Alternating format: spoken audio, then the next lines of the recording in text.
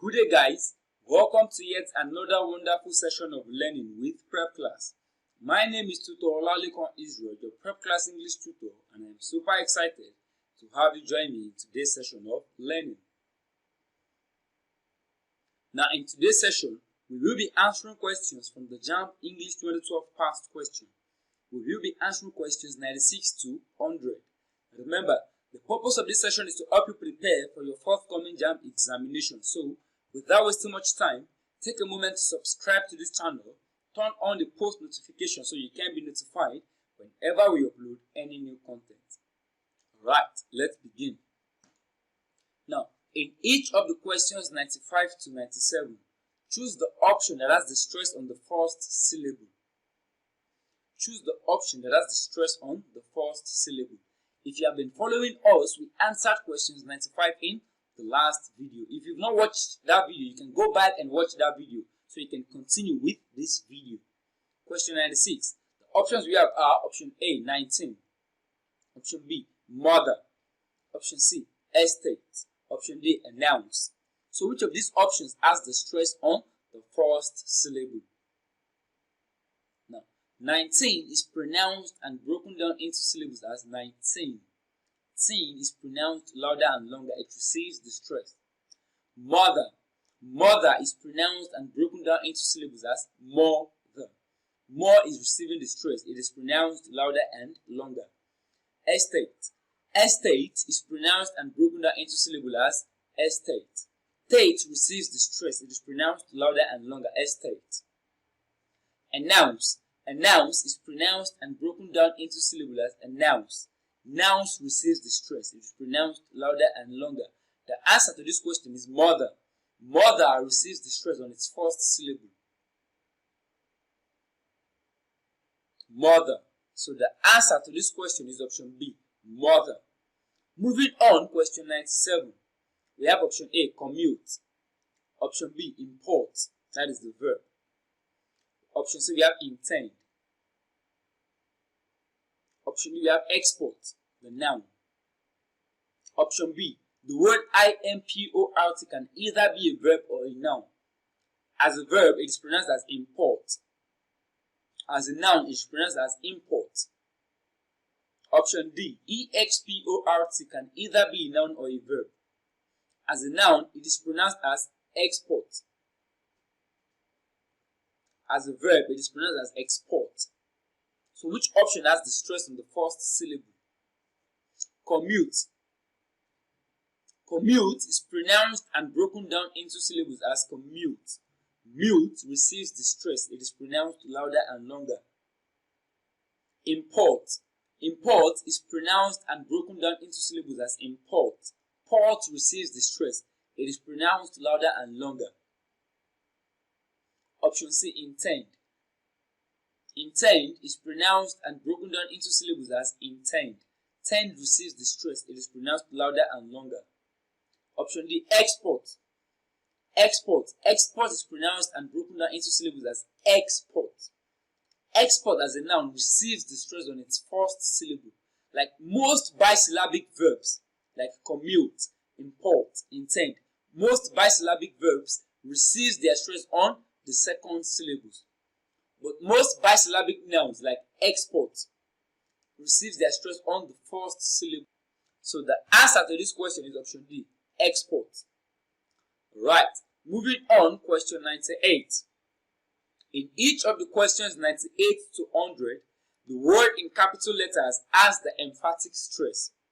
Choose the option to which the given sentence relates. Question 98. The traditional chief narrated the story to the children.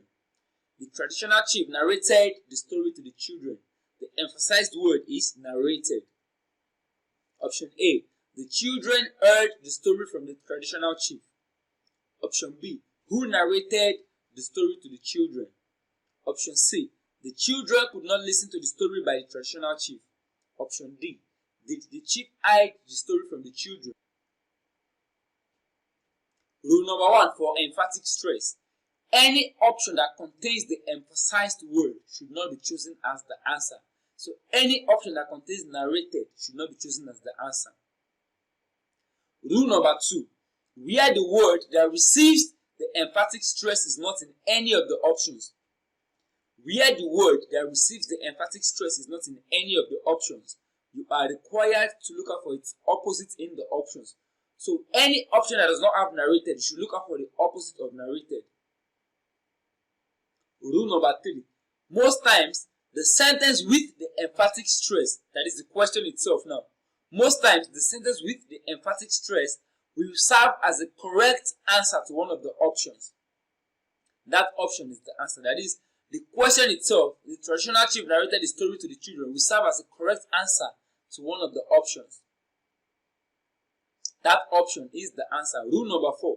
The answer to this question has to be in the form of a question, because we have a statement here. So since we are looking for a sentence that relates to the statement, it has to be what? In the form of a question. So, going by this explanation, the answer to this question is option D. Did the chief hide the story from the children? No. The chief narrated the story to the children. That is why narrated was emphasized. Because the chief, what did he do? He narrated the story to the children. He didn't hide the story from the children. Now, options A. The children held the story from the traditional chief. This is a statement. It is not a question. Remember we said the answer to this question has to be in the form of a question. Now, option B. Who narrated the story to the children? Remember, rule number 1 states that any option that contains the emphasized word should not be chosen as the answer. Option C. The children could not listen to the story by the traditional chief. Now, this is a statement. Remember, we also said that the answer to this question has to be in the form of a question. So the answer is option D. Did the chief hide the story from the children? No. The traditional chief narrated the story to the children.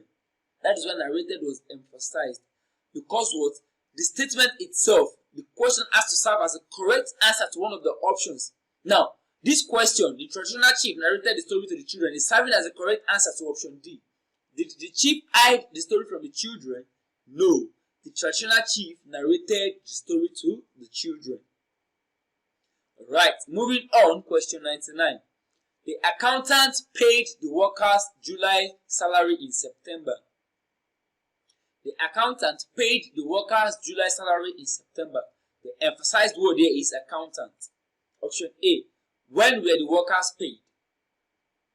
Option B. Did the cashier pay the workers' salary in September? Option C.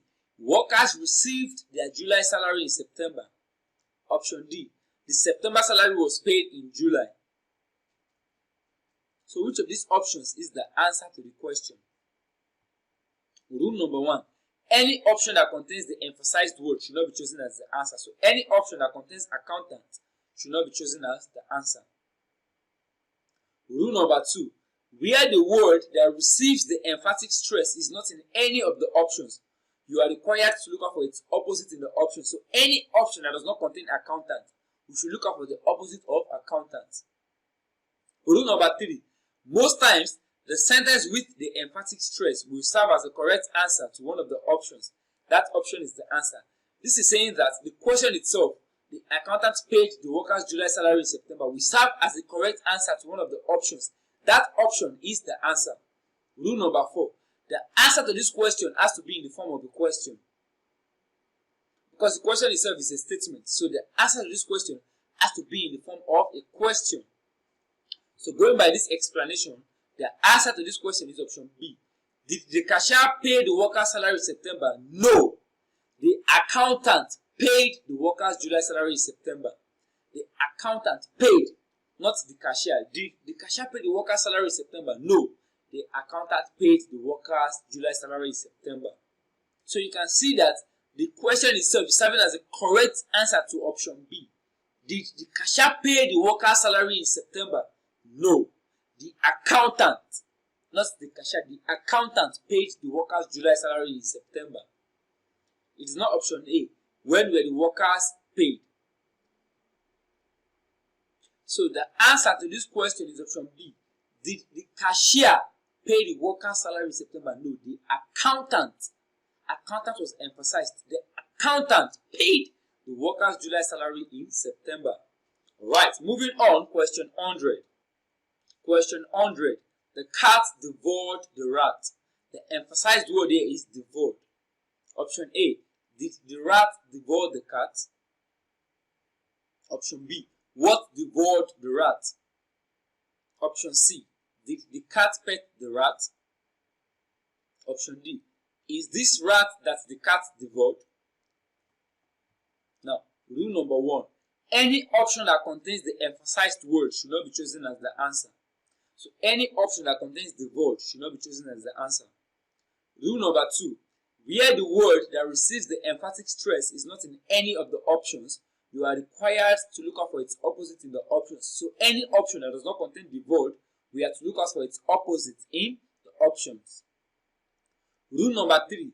Most times, the sentence with the emphatic stress will serve as the correct answer to one of the options. That option is the answer. So, the statement, the cat devoured the rat, is going to serve as the correct answer to one of the options. That option is the answer. Rule number 4. The answer to this question has to be in the form of a question because the question is coming in the format of a statement. The cat devoured the rat. So the answer has to be in the form of a question. So going by this explanation, the answer is option C. Did the cat pet the rat? No, the cat devoured the rat. Now looking at options A, B, and D, we have the word devour. So none of them can be the answer to this question, because any option that contains the emphasized word should not be chosen as the answer. Also, we have to look out for the opposite of devoured. The opposite of devoured is pet. If you're not devouring something, you are petting it. Also, the statement, the cat devoured the rat, is serving as a correct answer to option C. Did the cat pet the rat? No, the cat devoured the rat.